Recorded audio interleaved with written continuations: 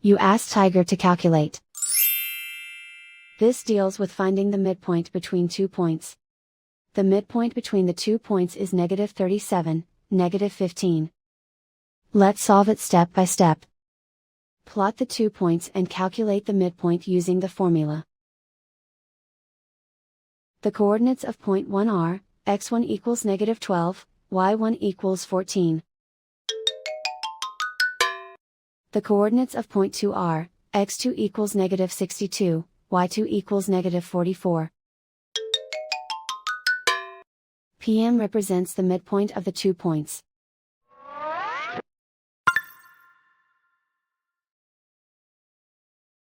Use the x values in the midpoint formula to find the midpoints x.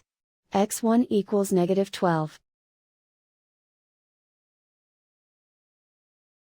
x2 equals -62. Simplify the arithmetic.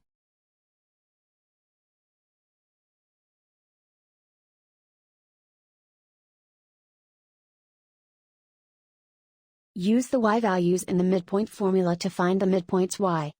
y1 equals 14. y2 equals -44. Simplify the arithmetic.